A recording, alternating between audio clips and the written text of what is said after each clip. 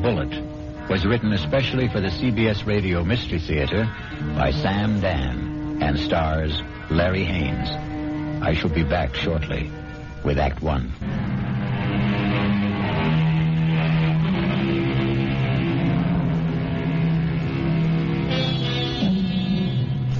It's a quiet little bar, Paddy Noonan's, and Jerry Price stops there every evening on his way home from work. He's not looking for anything special in the way of atmosphere, adventure, companionship, and he has no intention of getting drunk. Just a couple of beers, perhaps, to bridge a busy day, to ease the fatigue, the strain on his nerves. In the comfortable half-light of Paddy Noonan's, the world outside becomes vague, distant, especially when Old Man O'Rourke is holding forth. And he lay there, his head against the barricade, and the blood from him falling soft upon the pavement. I looked in his face, and I could see his death was upon him. "'Tis a bitter thing," I said, "to die at 17. And for a moment his darkening eyes held mine. And with his last strength he said, "'Tis a sweet thing to die for Ireland." Sweet indeed, Mr. O'Rourke. Any calls for one in the house? I thank you, Paddy Noonan. I see Jerry Price. Excuse me. Good evening, Jerry. Hi. I didn't notice you come in. Well, when Old Man O'Rourke's in form, you don't see anybody, Paddy. The old man there, he carries his war. I know I carry mine. You ever think of yours, Jerry? No, never. Never? No. The day I came home from Vietnam, I put away the uniform. I also put away everything that went with it. The army, the war, like a snake sheds his skin. Now, the past is gone, Paddy. It's dead, so you forget it. You go on to other things. Hey, what's everybody drinking? This round's on me. Set 'em up, Paddy. Mr. Edward Clark himself. And what's the occasion? Hey, I got a little announcement. Guess what the old lady tells me this morning? Number 10 is on its way. Oh, that event, the round must be on the house, Mr. Clark. Just a quick one, Paddy. Hey, I got the truck outside. What are you hoping for this time, Ed, boy or girl? Let's see. What do I got now? 4 boys and 5... No, I got 5 boys and 4... who can keep them straight? All I know is I'm always tripping over somebody. 10 kids in 12 years. Well, you can't tell me it isn't exciting to hear there's going to be a new baby. Oh, yeah. I know it's going to be a kid that'll wet his pants and keep me up half the night. It's another mouth I got to feed. Yeah, well, guys, I got to ride. I'll see you tomorrow. You know, Paddy, it's funny. People who don't want kids, can't stand kids, can't afford them, can't raise them, they can't help getting kids. Whereas, guess there just isn't any justice in this world. Well, there may be no justice, Jerry, but there's always hope. How long have you been married? Right after I got out of the army, it'll be 9 years. A fellow used to come in here, and they were married 15 years before they had their first. Am I really out of the army 9 years? Tell me, Paddy, you're an old philosopher. Where does it go, huh? Down the hatch and try another. Yeah, don't mind if I do. Oh, wait on a paying customer first. Where? The fella standing at the end of the bar. What are you saying, Jerry? There's nobody standing at the end of In the brown hat and a raincoat. Now, Jerry, what are you saying? No. That's Paul. Tell me what's the matter, Jerry. Paul. Jerry, listen to me. There's nobody. Paul. Hey, he was just standing here. Where'd he go? Where is he? Jerry, where is who? Are you all right, Jerry? Yeah, I'm all right. But I saw him. Who? Oh, a guy I was in the army with. The two of you. Were you close? He was my buddy. Well, when was the last time you saw him in person? The night he was killed. Have you ever seen him again? Like you thought you did just now? No, this is the first time. Well, maybe you need a rest, Jerry. Hattie, why now? Why tonight after all these years? Well, you say you saw him last the night he died in battle. Well, the sight of him dead must have stayed with you always. But that's not how I just saw him, Paddy. He wasn't in uniform. He was in civilian clothes. You might have pictured him as he looked at a happier time. I never saw him in civilian clothes. We met in the army. And, Patty, I didn't see him as he was then. We were both kids, about 20. I saw him the way he'd look today, about 30. His face was more mature. Jerry, are you sure he's dead? He is dead, Patty. I just saw him. I know I saw him.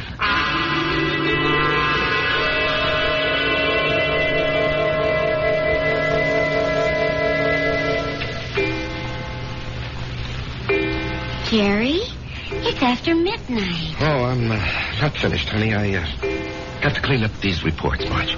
Honey, a new rule has just been passed in this house. All paperwork shall be done in the daytime. Marge, I have to call on customers. Be reasonable, huh? Am I the kind of wife who makes idle criticism? No, indeed. Constructive suggestions, that's my motto. Northeast Distributors can solve all your paperwork problems by hiring a girl. Honey, I'm lucky to have the job. No, Jerry. You're not lucky. They're lucky. Well, everybody knows you're a terrific salesman. But you could get another job tomorrow. More money, less headache. Honey, I couldn't walk out on Joe Keller. Why not? Well, I'll never forget what that man did for me. I came home from the army, a kid with no experience. I needed a job. He took a chance with me. Now he needs me. Oh. Well, I'm just worried about you, Jerry. You look so tired all the time. No, I'm in great shape. Will you go see Doc Steiner? I did, today. Oh, well, it's about time. You needed a checkup. Well, I didn't just go for the checkup, honey. I went for the other thing. Oh, Jerry. Well, he said some people, men, well, they're okay in every way, but it just doesn't work out for them. Jerry, it's all right. No, honey. It's all my fault. Oh, honey. It's just unlikely there can never be any kids. He said unlikely. What he meant was impossible. We've got each other. Yeah. If only you didn't want a child so badly. Now we'll definitely think about adopting. Okay? Yeah, okay. Sometimes that works out even better. Come on, honey. Let me see you smile. Marge, I don't know what I'd do without you. Oh, that makes us even. I don't know what I'd do without you. Come on, get to bed. Yeah, I'll just have a cigarette, huh? Honey, why'd you turn on the music? To make sure you don't try to sneak in some work. I know you can't concentrate with the music going. I'll just be a couple of minutes, honey.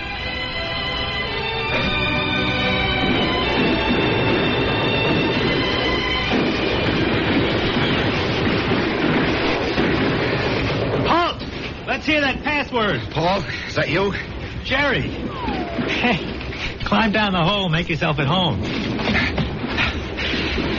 Man, I'm so beat I can't even remember the password. That's all right.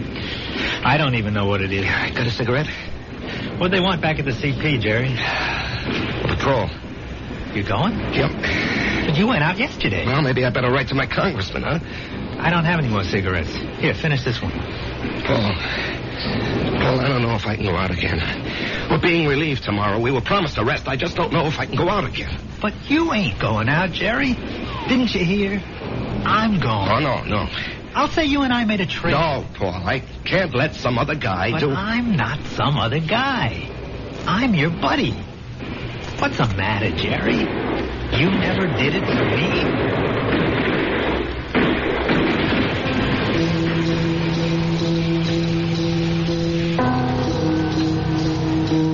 Can I have a drag on that butt, Jerry? Paul, you're alive. I'm alive, Jerry. I'm here with you. In your living room. No, you can't be here. I went out afterward. I found your body. I carried it back. Maybe it wasn't you. It was me. But you were dead. You were killed. Yes, Jerry. I was killed. Jerry, will you turn that radio off and come to bed? Marge, he's here. Who's here? Can't you see him? Jerry, I don't see anyone. Paul, why can't she see you? She will. They all will. When? Later. I have to go now, Jerry. No, Paul. Paul, tell her. Jerry. She'll think I'm crazy, Paul. Paul. He's gone, Marge. He's gone. Jerry, honey, what's going on here? Marge, he was here. He was right here. Now, you got to believe that. I'm not drunk, and I'm not crazy. I believe you. I believe you, Jerry. Now, here, just sit down.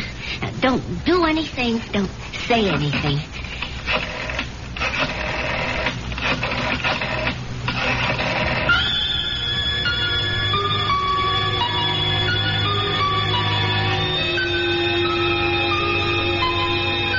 And we know who she's calling. But can a doctor help what ails Jerry?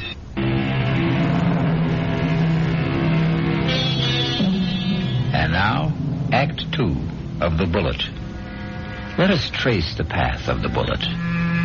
We have a worried Marge, a concerned Dr. Steiner, and a distracted Jerry. Tell me about this man, Paul, you called him Jerry. I said we were buddies, Doctor. That tells it all. Jerry, please don't be so hostile.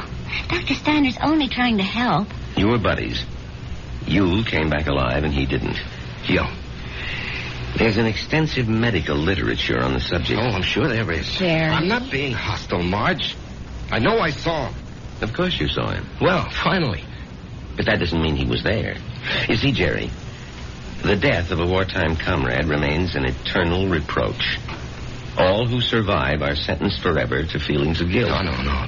Doctor, the wars are fought by kids in foxholes. The literature is written by doctors in offices. That's hardly fair, Jerry. I'm the authority on war, Doctor, because I was a kid in a foxhole, and I don't feel guilty about my buddy. You don't? No. Tell me why. No, you wouldn't believe it. Try me. All right. You see, there's a bullet, and it's designed especially for you. And if it's your bullet, it'll find you no matter where you are. You can't evade it, you can't avoid it. It was meant for you. It was meant to be. You and the bullet. Both of you were dust, originally. You were dust because the Bible says so. And the bullet was also just dust in the ground. Well, that bullet was mined and refined and cast into metal. It was shaped into a slug and joined with a shell. It was one of billions of bullets, but it was yours. All yours. And at the right time, there'd be a tremendous explosion of gases in a narrow chamber. And the bullet would be torn loose from the shell case and spun around the grooves of a gun barrel and hurled through space. This is the bullet you don't hear. You don't hear it, Doctor. You don't hear it whine past your ear or ping off a rock or thwack against a tree. That's because it's your very own bullet. It's coming to meet you, or you're going to meet it. It's been arranged. You see? It's an appointment that can never be broken. The dust that had become the bullet would encounter the dust that had become you. And after a while, both of you would become dust once again. And return to the ground. Your original home. Jerry, I know you're overworked, you're overwrought, you're overtired. I keep telling him to slow down. Okay. I know I'm under a strain. I know I'm working too hard, but what can I do? Jerry, try to understand. Right now, you're having what is popularly known as a nervous breakdown. This alleged visitor from another world. I say he's an illusion. I say you have subconscious feelings about him which you're not aware of.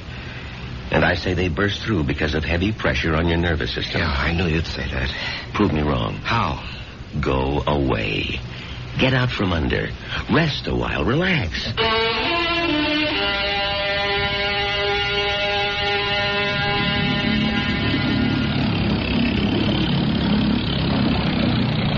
Oh, honey, this looks like a good spot. You want to stop here and try for some fish? Well, Marge, I think I'd like to go back and play 9 holes this afternoon. Great. I need more practice with my irons. Honey, you know, you've been getting a lot of sun. Maybe you better take it easy for a few hours, huh? And besides, you have an appointment with, what's that name? Biscayne Appliances. See, Jerry, I wasn't sleeping when you called that number this morning. Now, Marge, I've been good all month. I was just getting restless, that's all.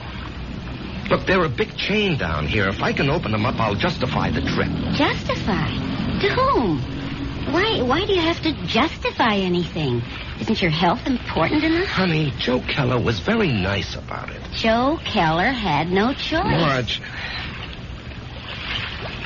Honey, Steiner was right. I was beat. I don't know how I managed to drag myself along. So I did the right thing. I chucked it all. Now I'm fit, see?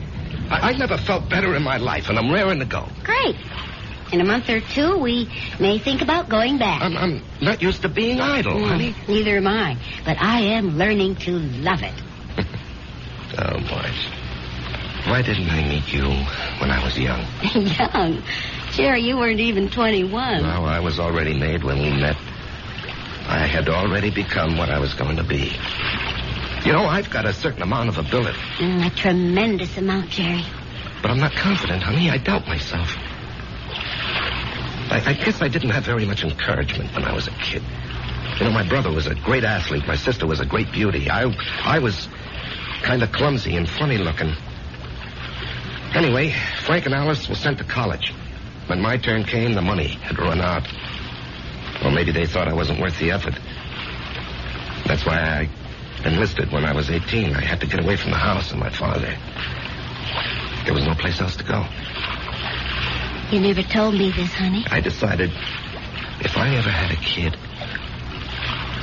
I'd never make jokes at his expense or tear him down in any way. I know how these things cut inside where it doesn't show. I would do everything to build him up and give him confidence. I will never have any real confidence, Marge. Oh, yes, you will. No, baby. You won't get it from a pep talk. I think we can go back home now, Marge. All right, on one condition. You'll just have to slow down. Mm-hmm. I promise. And, honey, there's only one way you can really slow down. And that's to get a partnership from Joe Keller. Now, Marge. Don't you deserve it? Of course I do. Well, we're going to adopt a child. Which means I'll quit my job, and you're not going to spend time on the road. That kid will need both of us, won't he? Yes, honey, he will. Then we need that partnership, don't we?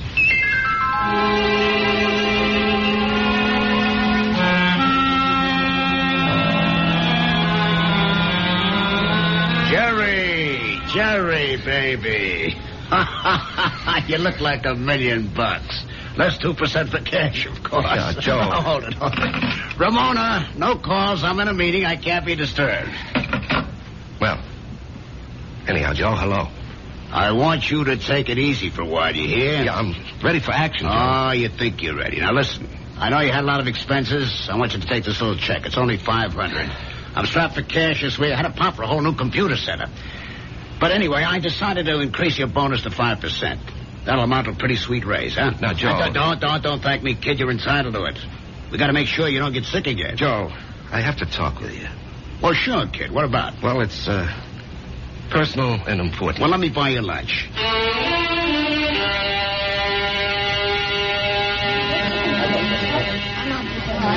Well, Jerry, what are we going to talk about? I'm fresh out of polite conversation. Joe, I want a partnership.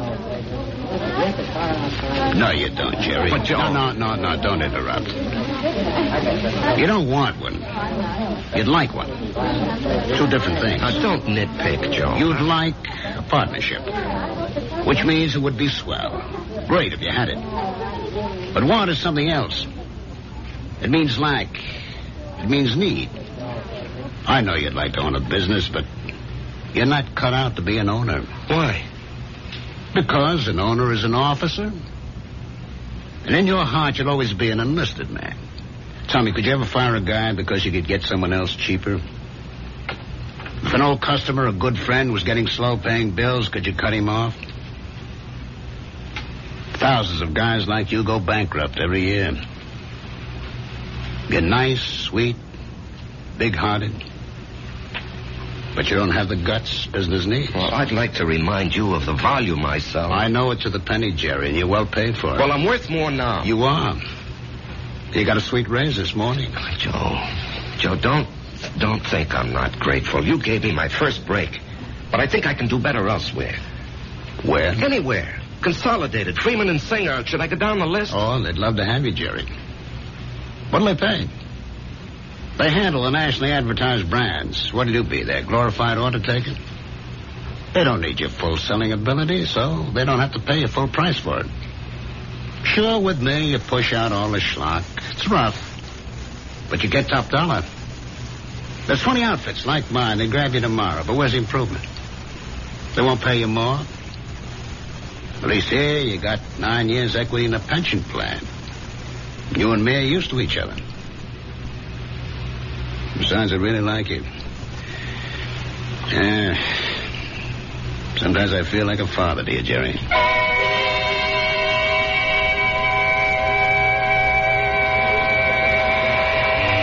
was a fiasco, Patty, a fiasco.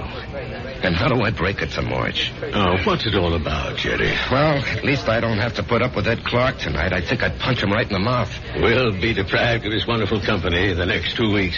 He's tooling that trailer into the southwest. Hello, Jerry. What? Patty. Patty, is someone standing behind me? No, Jerry. Paul, will you tell me why? I'll tell you everything, Jerry. When? Soon. I think maybe tonight. Paul, why do you keep popping in like this? I don't know, buddy. I can't control that. Yeah, but Paul.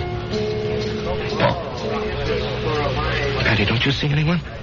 No, Jerry. You didn't hear anyone talking to me either. No. Patty, do you think I'm crazy? Well, maybe you should see a doctor. I saw a doctor. Well, how about one of them psychiatrist fellas?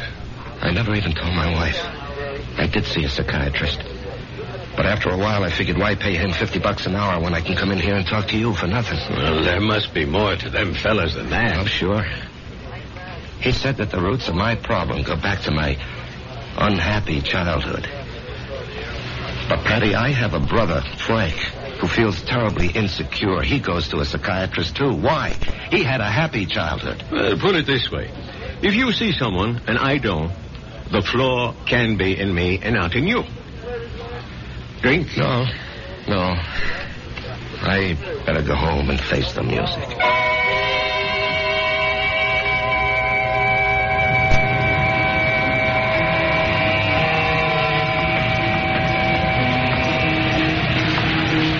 Jerry? Oh. Let's go someplace and talk. Where? Let's go to the parking lot. Sit in your car. It's cold. That won't bother you, will it? Not yet. Turn the heater on for yourself. When will everyone else be able to see you, Paul? In 2 weeks. Oh, that's great. No, it ain't. Why not? Because you'll be dead.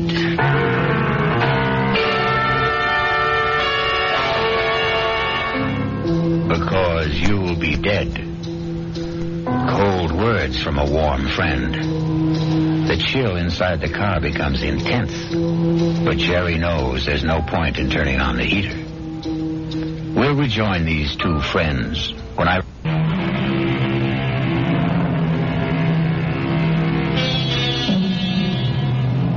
And now we return to the final act of The Bullet and a reunion of two war buddies who haven't seen each other in almost 9 years. Jerry Price, who is alive, and Paul Gardner, who is dead. The heater in this car doesn't do much good. You're shivering. Why am I going to be dead, Paul? Remember the night I went out on the patrol? Yeah, I'll remember that night as long as I live. I completed my job. I was headed back. And then I felt something smash against my head. And I knew I just met the bullet. You know, the bullet we used to talk about? I bet you don't remember. No, I remember. I felt it slam into me. And then I didn't know anything anymore. Yeah, well, when the guys told me, I went out to get you, Paul. Yeah, I might have known you would. 1 minute, I was moving through a rice paddy. And the next minute, I'm sitting in an office. And I knew a lot of time had gone by. Don't ask me how. I knew, that's all. A man was talking to me. What kind of man? You know the type that's a clerk in the government or a big corporation, fussy, self-important. Everything's got to be in the right place. He doesn't even look at me. He's got a piece of paper. He says, Paul Gardner, you're going back. You should not have died that night. The computation was for you to survive. The plan was for you to marry a girl named Marjorie Stone. I married Marjorie Stone. Yeah. I told the guy, I want no part of it. And he gives me a look, this clerk does, like he couldn't care less about me or you or anybody else. And he says, come with me. He leads me to a door. It opens. And all I can hear is a hum and a clicking. And all I can see is a computer. I mean, there's no end to the thing. That's all you can see is computer. And he says, there it is, friend. City Hall. Go fight it. By this time, I'm shaking. That machine scared the pants off me. You couldn't see the top nor the bottom of it. There was no end to it, just a machine, wherever the eye could see. Well, then what happened? This clerk, he tells me there's a plan. A capital P plan. It calls for me to come home. Not you. Yeah, well, maybe that's fair, Paul. You were always the better man. No. You got more on the ball. You never got a break, that's all. I had a chance to go to school, become somebody. I could have gone into the old man's business, become the biggest hardware dealer in Atlanta. You and me. We both run away to join the army. You because you had nothing. Me because I had everything. But why are you coming back? Because Marge and I are supposed to have a boy. A certain kind of a boy.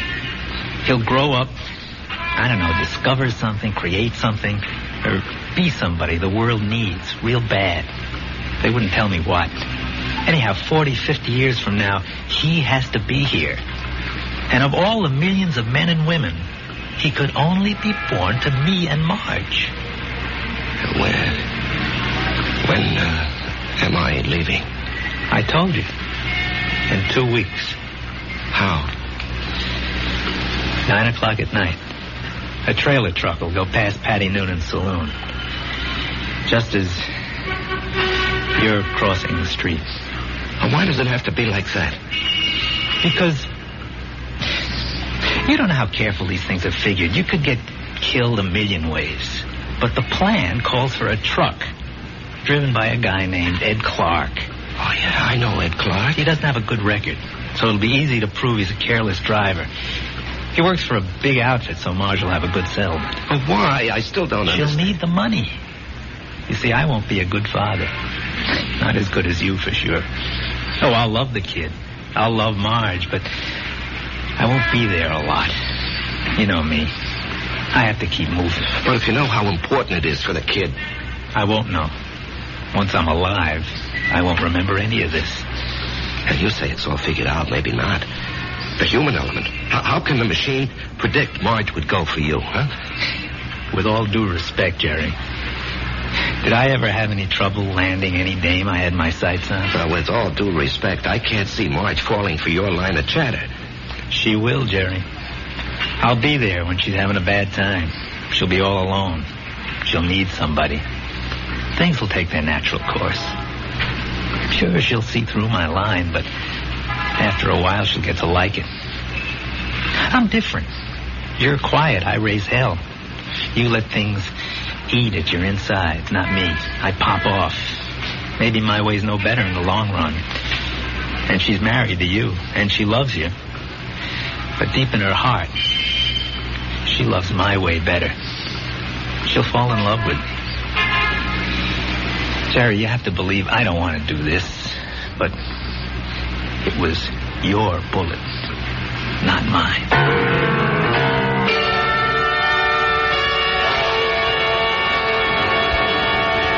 Jerry? What are you thinking about? Oh, a guy downstate wants to cancel a carload of refrigerators, so I'm figuring an approach. Didn't we agree we'll work at home? Yeah, well, honey, this is just thinking. Did you talk to Joe Keller about the partnership? Yeah. And? He said no. Did you give him notice? No, he gave me a raise. Oh. Okay. Marge. Why don't you mix us a drink? Honey, aren't you going to say anything? Mm-hmm. Don't put in too much ice. Marge, please, you don't understand. I understand. I married a certain kind of man. And you're stuck with him? No. I'll stick by him. Because I love him. Would you have wanted a guy who'd barge into Joe Keller's office and say, Joe, either give me half the joint or I'll open up across the street and run you out of business? Oh, come on, Answer me, Marge. I have to know. Well, maybe I did. Why didn't you marry him? He never showed up. So you settled for me? That's what's known as falling in love. Come on, honey, take me to the movies. No, I don't want to take you to the movies. Let's go downtown and see a play. But that's a lot of money. Are you going to worry about money? Now, and look, this weekend, would you like to fly out to, say, Snow Valley and ski? Yeah, or how about Las Vegas, huh? Jerry, what's gotten into you? Honey, we're going to have 2 weeks of the most fantastic fun. Why 2 weeks? Oh, what's so special? You? Me? I just want to spend the rest of my life having a ball with you.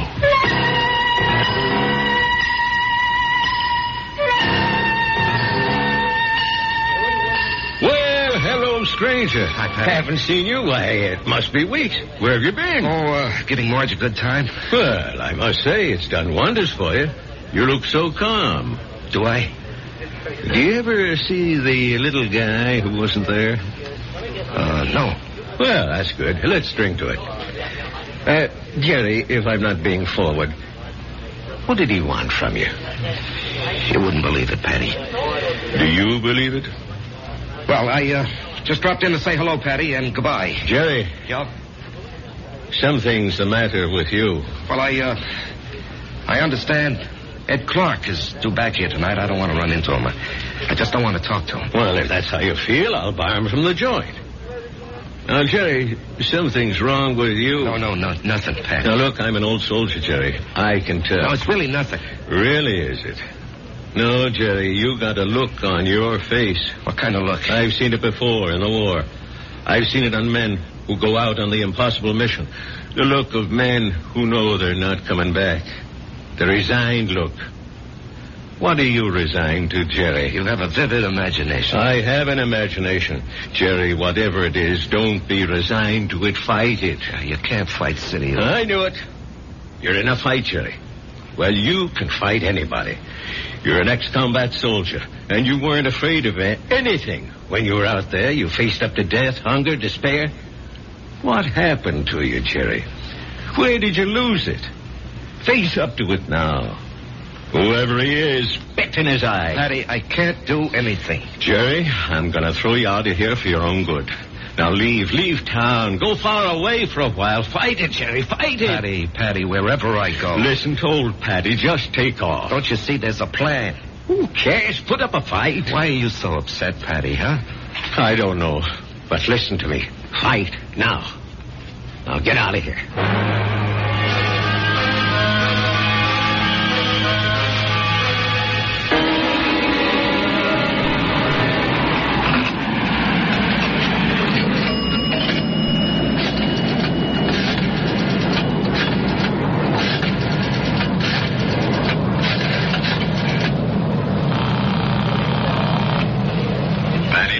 Patty, it's Jerry. I decided to fight it. Good boy, Jerry. You know, Patty, there's something about your place. I don't know how to say it, but I feel stronger, better, away from it. Well, I don't mind. So I'm going to fight. What have I got to lose, huh? Why should I do what he tells me? Why should I believe him? I don't know what it is, but I agree. I'll see you around, Patty. Universal Airlines, flight number 3 for Los Angeles and Mexico City, now boarding at gate 17. Who are you calling, Jerry? Marge, I have to tell him. Oh, Jerry, don't do it this way. There'll be 100 other people on that plane. Do it the way it has to be done. Paul, I have to fight you. Why? Because it isn't fair. Was it fair for me to stop your bullet? Come on, Jerry. Ed Clark will be tooling by Patty's in less than an hour. Paul, I don't know if I have the nerve. I'll help you, buddy. I'll help you. Come on. Hello? Hello?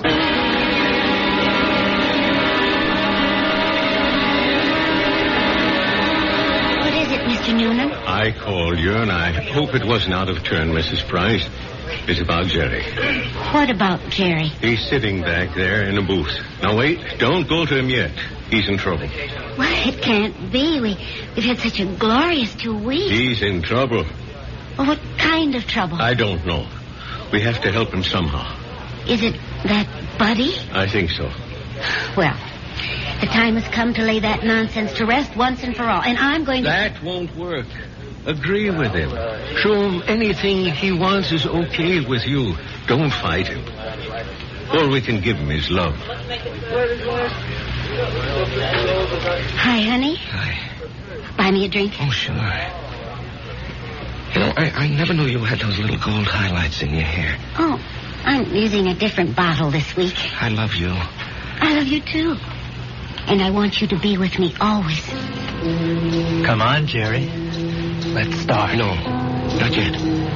Are you talking to me? The plan calls for it. How do I know there is a plan? Ask anybody. Ask Marge. Jerry, what are you talking about? Marge, do you believe there's a plan that determines the actions of everybody in the whole world? No. You sure? I'm sure. Well, then how do you think things work out? Well, every which way. Come on, Jerry. It's time. No, I won't go. Where won't you go? Then, Marge, as far as you're concerned, there isn't any plan. Oh, well, what do you think, Jerry? No, that's not important. What do you think? Well, yes. Yes, there is a plan. I can prove it. You can? Yes, but you started me thinking there has to be a plan. Otherwise, you and I, we just never would have met. Remember that day? Yeah. You were taking cash at Ryman's drugstore. That's the only reason I walked in there. Well, I'd already given notice. I was going to leave. And then you walked in and asked Doc if you could open a charge. Then and there, I decided to stay. And where? Where were you going? Oh, away. Pull up stakes. Why? Well, my folks were gone. My friends were married. The neighborhood had changed.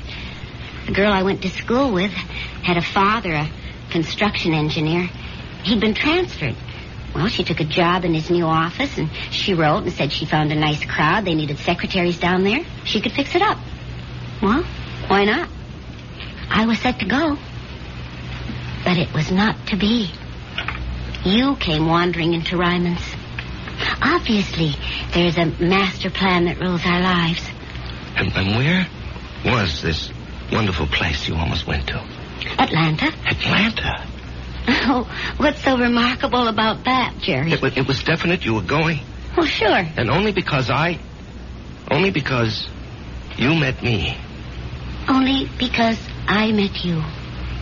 Otherwise, I'd have gone to Atlanta and married a southern millionaire. But evidently something had been planned for me. Aren't you flattered? I met you, and it changed my whole life. Are you ready to go now, Jerry? Marge, will you come with me? Yes, Jerry. Where do you want to go? Why, I have to do something. I'll come with you. No, wait here, darling, please. It's time, buddy. Just like going out on a patrol. Jerry, where are you going? It's all right, Patty. It's all right. I didn't want this, buddy. I know. I don't want you to take my bullet either. Goodbye, Jerry. Yeah, goodbye, Paul. Take care of her for me, huh? You know I will.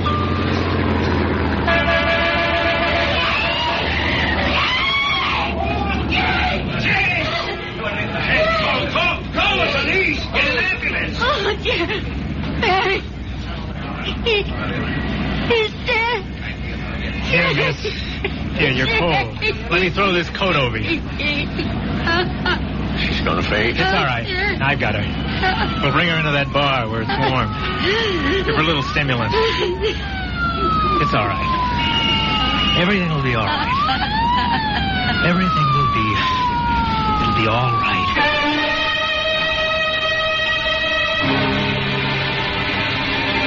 So many people preface what they believe with, "It is written." It is written in the stars. It is written on the wind. And for so many like Jerry, it is written on the bullet. I'll be back shortly.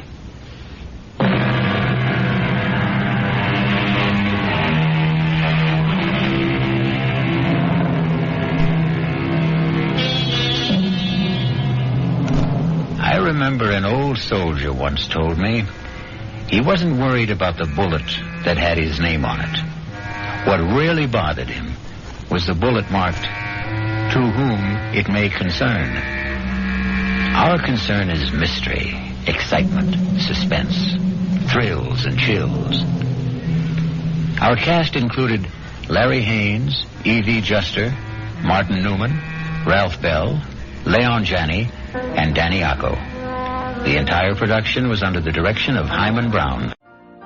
You've been listening to the OTR Gold Network. Find more classic radio at otrgold.com.